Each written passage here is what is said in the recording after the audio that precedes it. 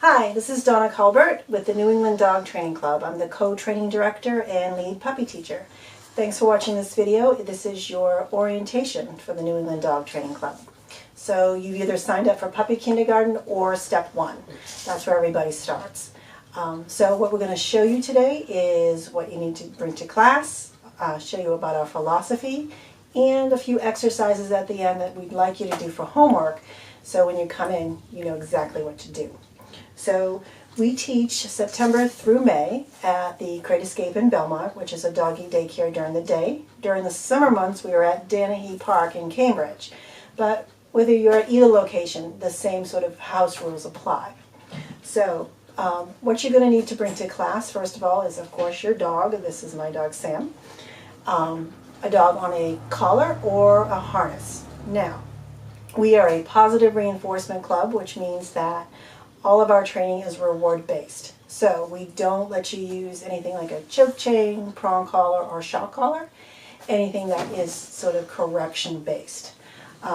We have been a all-competition club since the 30s, actually. So, being that said, there's other things that you need to bring. So, just a few house rules. So, whether you're at Great Escape or the park, your dog is always on leash.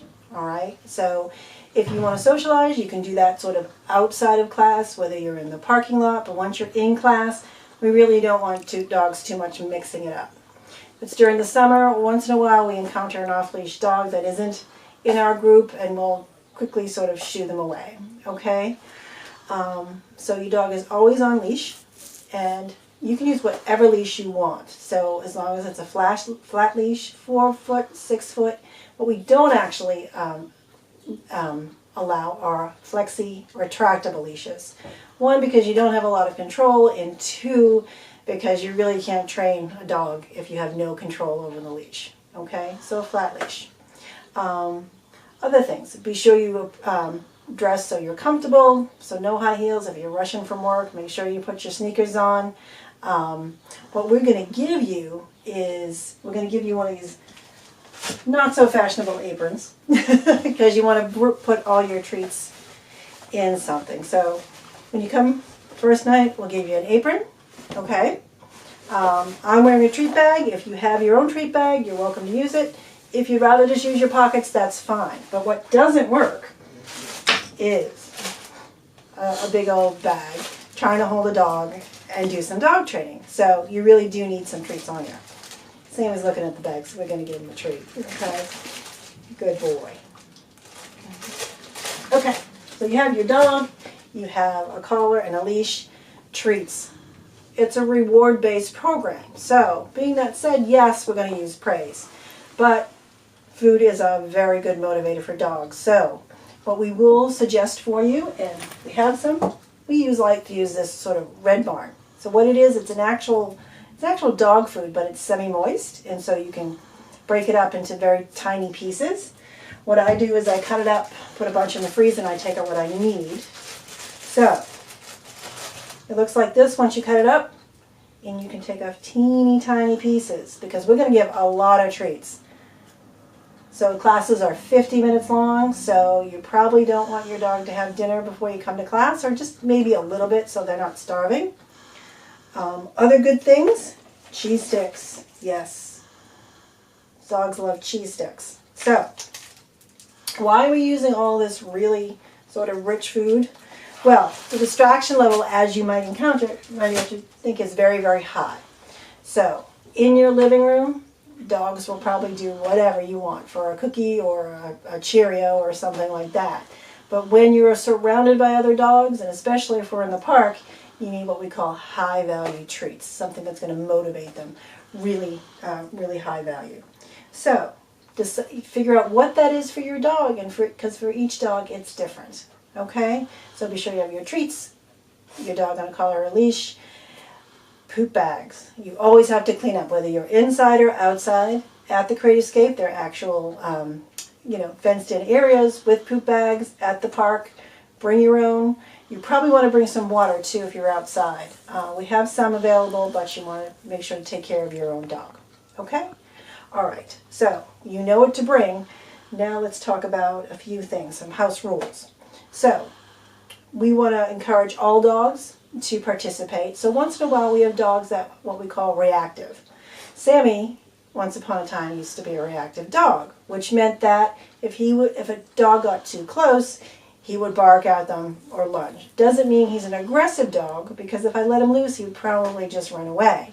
But it means that they need a little more space. Or we have some dogs that are just a little too shy, a little fearful, or sometimes dogs were just spayed or neutered, and we just don't want dogs rushing. So this is our system.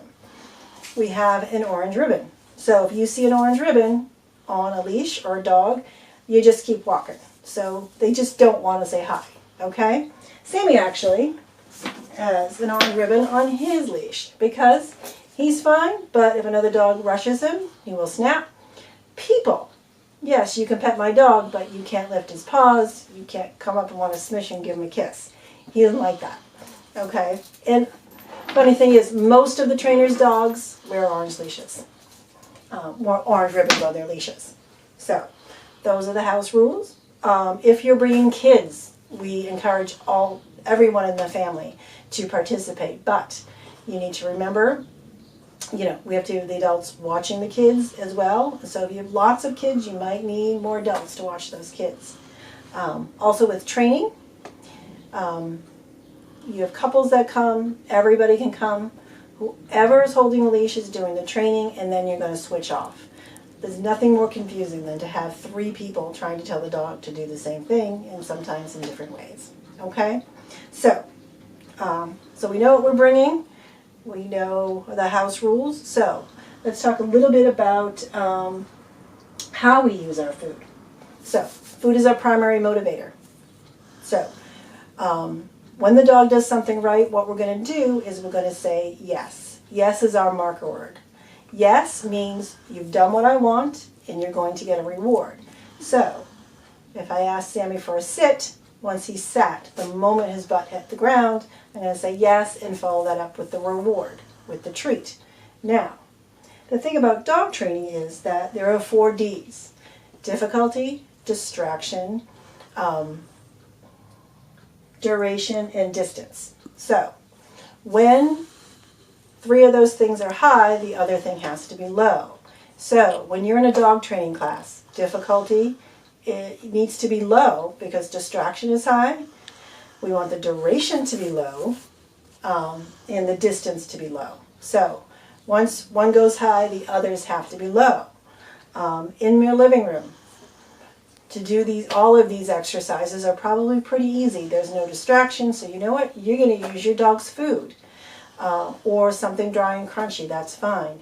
Once you get to class, and especially if you have a puppy, you need something soft and meaty and kind of stinky for them to sort of pay attention to you, okay? So it really depends on where you are and what you're asking the dog to do. The most popular phrase we hear in dog training class is, my dog does this at home. And we totally believe you, but the whole purpose is so that you can do it in these distractions. And once you practice and you get good, they'll start to do it no matter where you are. Okay, so we're going to go outside. We're going to show you a couple of exercises that we would like you to do for some homework, and it's the basis of all our training. Okay, so we will see you out there. We're going to do a couple exercises with Sammy. So this is your homework, and we want to be sure you do it before you get here. So the first exercise is the name game. So you might say, well, my dog knows his name. But how often does your dog actually respond? And I mean a head turn at lightning speed. That's really what we want to accomplish. So I'm going to call my dog, Sammy, yes. So as soon as he turns his head up, I said yes, and then I delivered the treat. I'm going to try it again. Sammy, yes. Good. Now, if your dog doesn't respond immediately, you're not going to keep calling him. I'm not going to say, Sammy, Sammy, Sammy. So what I'll do is I'll make it easier for the dog. I'm going to get closer. Sammy, yes. You take a few steps, right, left, call your dog again. He's staring at me. If your dog keeps staring, I'm going to just throw a cookie down. And and wait, and try again. Sammy! Yes, see how I waited? Just take that extra few seconds, you know, before you try to call your dog again. All right, so that is the name game. That is number 1. Number 2, especially for the puppy students, this is called the Get It game. And what you do is you're going to throw a treat out and then call your back. It's the beginning of a good recall. So, Sammy's ready for this one. He knows it. I'm going to throw a treat down. I'm going to call Sammy. Sammy, come! Treat. And also what I'm going to do is I'm going to touch his collar. You say, why are we touching the collar? Well, number 1, if you have a puppy, you want to be sure that your puppy is desensitized to collar grabbing. So what I see a lot is when I do work with a lot of shelter dogs is that they're very collar sensitive. But also you want to make sure you've got your dog. How many times have you gone to a park, you see to call their dog, as soon as they do this, the dog takes off. So, 1 treat out. Get it? 1 treat back. Sammy, come. Yes. Now, if Sammy didn't come back, what I would do is, after the first time I call him, I'd go up to him, right under the treat, and Sammy, treat under nose, and I draw him back. Okay? So that is the Get It game. The third game you're going to do is called the 2 treat game. They look really similar, but the difference with the 2 treat game is what we're working on is auto check-in. We've already said the name. That's a prompted attention exercise. This is an unprompted attention exercise, which means I want the dog to look at me automatically. So, first time I'm going to say, Sammy, yes. Throw a treat down. Second time, we'll do it again. Sammy.